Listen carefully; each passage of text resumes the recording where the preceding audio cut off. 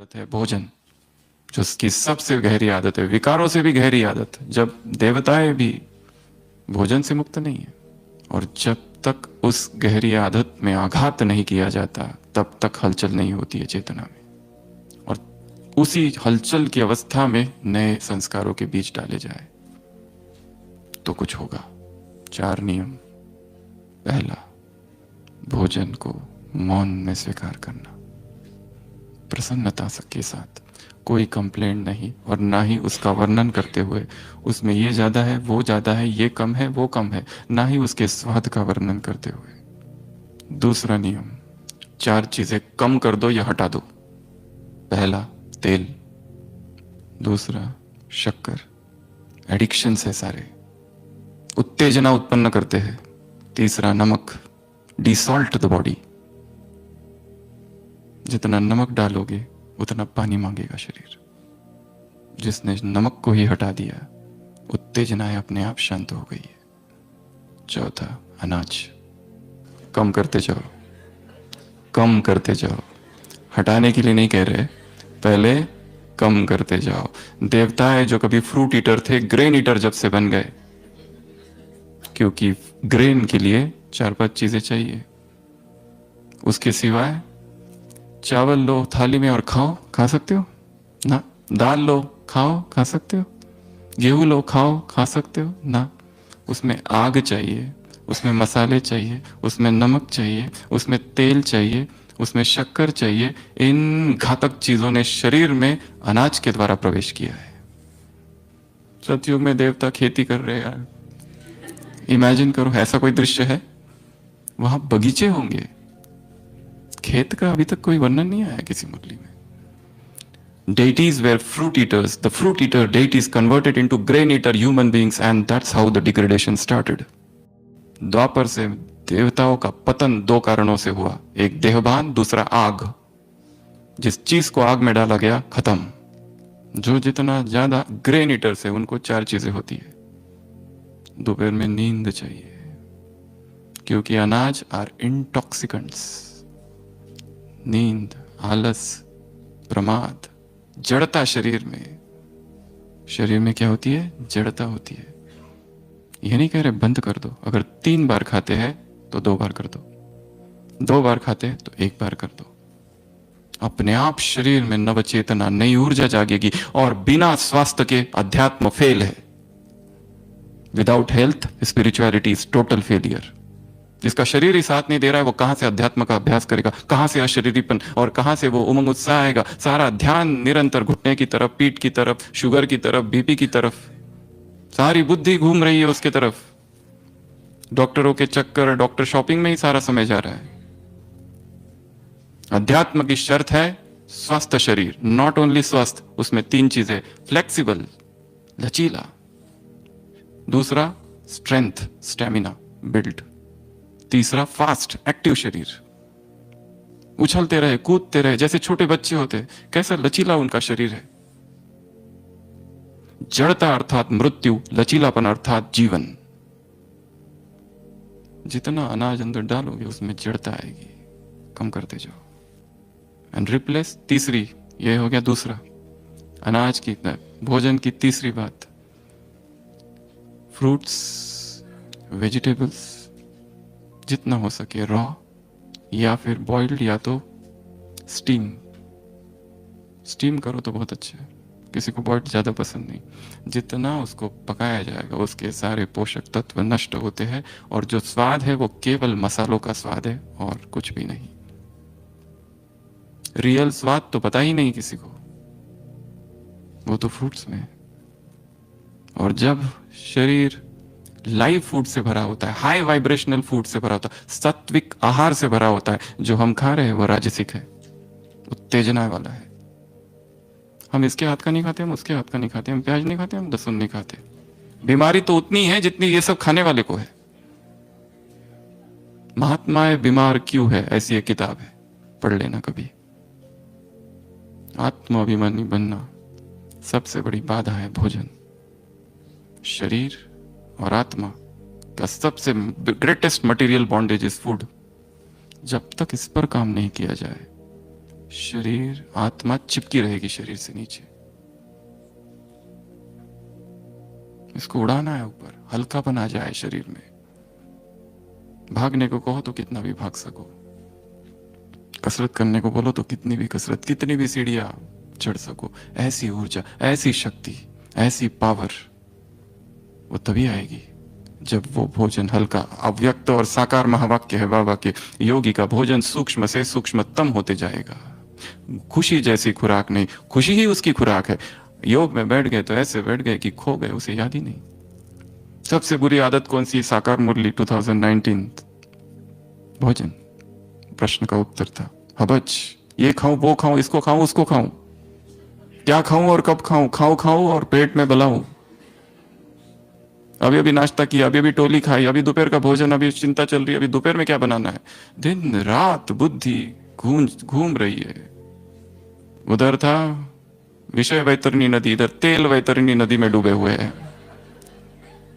हर चीज को छोक लगाओ। रोटी है उसको तेल लगाओ, चावल है सफेद उसका कलर चेंज करो, दाल बनी हुई है उसको वापस डालो, सब्जियां है उसका गला दबा दो और फिर खाओ। इधर हाई वाइब्रेशन है, उसमें सात्विक है। सूरज ने इतनी मेहनत से पकाया है उनको, जो भी पका पका के अम्ल कारक बन जाता है, एसिडिक फूड बन जाता है। कितने सारे ब्राह्मण हैं उनको पेट ही समस्या है, योग ही नहीं करने देता है। परम धाम में उड़ने जाती है, पेट नीचे खींचता है उसको। स्वामी विवेकानंद को पूछा था आपके देश के धर्म का क्या हुआ? उन्होंने कहा था मेरे देश का धर्म किचन में जाके भस्म हो गया है। Where kitchen is temple and food is God, my religion of my country has been destroyed. उसके सिवा कुछ सोच ही नहीं है, बुद्धि में कुछ है ही नहीं। पत्र पुष्पम फलम तोयम यो मैं भक्त्या प्रयश्यति। पत्र पुष्प फल और जल ये मुझे अर्पित कर, प्रेम से जो मुझे तू अर्पित करेगा मैं उसे स्वीकार करता हूं। बाबा ने ऐसे कहा है कहीं? बहुत मसाले डालो और फिर मुझे भोग लगाओ। पत्रम पुष्पम फलम तोयम। जो जितना सात्विक होगा, जिसके शरीर में सत्व जा रहा है, उसकी चिंतन की धारा छुएगी आकाश को। आत्माभिमानी स्थिति अपने आप उठेगी। विकार वहां स्पर्श भी नहीं कर सकते। विकार तो आते ही तब है जब शरीर में उत्तेजनाएं वाले पदार्थ डाले जाते हैं। कैसे छूट पाएंगे उत्तेजनाओं से? एक तरफ है अशोक वाटिका जहां हम जा रहे हैं और ब्राह्मण है बीच में छौक वाटिका में। क्या कर रहे हैं? छौक लगाते हर चीज को, क्योंकि इसको ऐसी ही आदत पड़ गई है। उसको केवल चाहिए गुलामी है। इस गुलामी से मुक्ति, ये एक महत्वपूर्ण कदम है अध्यात्म की यात्रा का। और बीमारी से स्वतः ही मुक्त हो जाएंगे। कोई बीमारी आएगी नहीं। कैसे आएगी? कोई जानवरों को बीमार होते देखा है? वो तो होते तब है जब हम उन्हें अपना भोजन खिलाते। किसी कुत्ते को मारना है तो रोज बिस्किट खिलाओ उसको। जो निसर्ग ने दिया है, जो प्राकृतिक है, जो सूर्य का पका हुआ है, उसमें ऊर्जा है, इसमें प्राण ऊर्जा है, शक्ति है, ओज है, तेज है। सारी बीमारियों से स्वतः ही मुक्त हो जाती है आत्मा। चौथा, हफ्ते में एक दिन उपवास, फास्ट वंस वीक।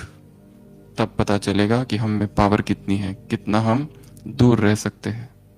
हफ्ते में जो नहीं कर सकते 15 दिन में एक बार, और जो कर सकते हैं वो करे। जो नहीं कर सकते वो कम से कम 18 घंटे का तो करे, 14 घंटे का तो करे, 12 घंटे का तो करे।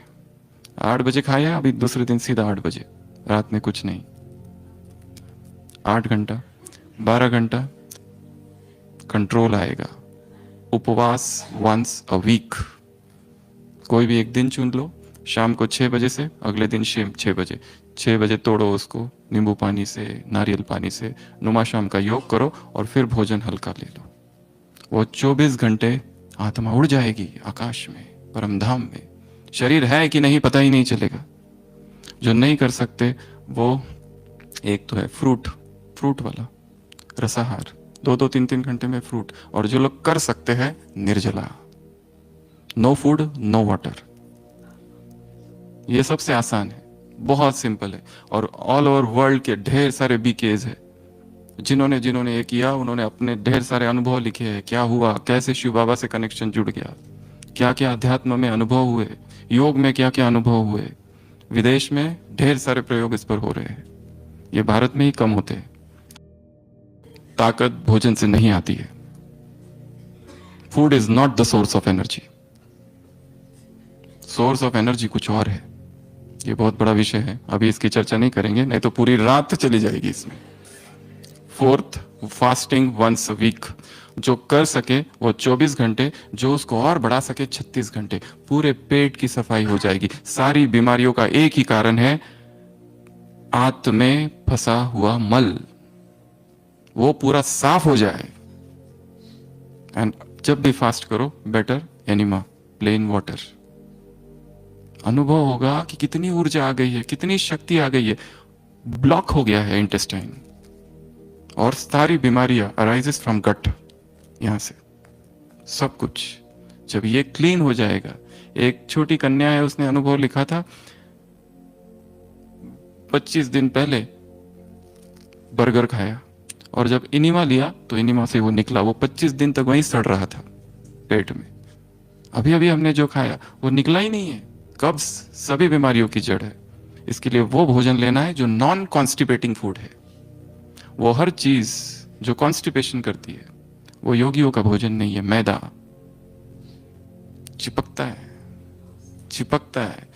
इंटेस्टाइन जो है ना, आंत, उसको दांत नहीं है बेचारे को, दांत इधर है।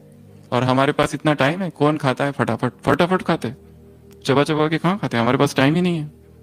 वो सब इधर जाता है, नीचे जाता है, वहीं रहता है, और फिर बीमारियां। और दोष देते हैं ये वायरस, वो बैक्टीरिया, ये वो। इम्यूनिटी का संबंध पेट से है। High vibrational food, low vibrational food, light food, dense food, sattvic food, rajasic, tamasic food. जितना जितना आहार हल्का होते जाएगा, शरीर में जो प्राण शक्ति है वो रिलीज होगी और फिर ऊर्जा आएगी।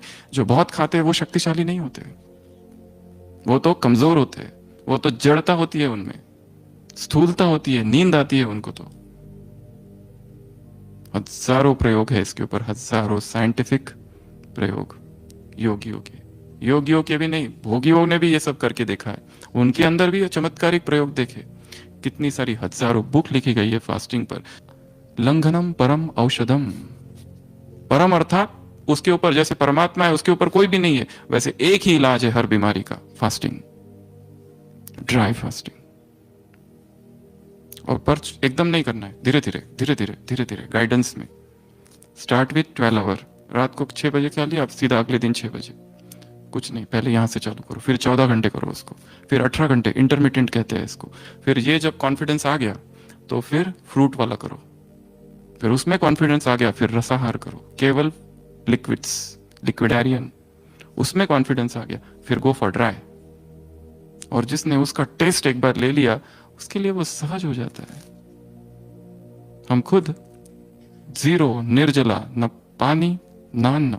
एक क्लास ज्ञान सरोवर में सारे दिन भर ओपीडी, बीच में इमरजेंसीज, एक नीचे शांतिवन में एक क्लास, एक ही दिन में 4 क्लास, 4 अलग अलग टॉपिक्स, 4 अलग अलग ऑडियंस, कोई भट्टी वाले, कोई शिविर वाले, कोई विंग वाले, कोई हमारा पुरुषार्थी ग्रुप।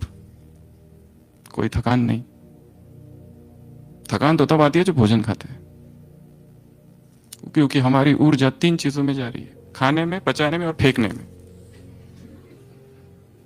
ये तीनों ही चीजों को आराम मिल गया, शक्ति बढ़ गई, शक्ति आ गई अंदर।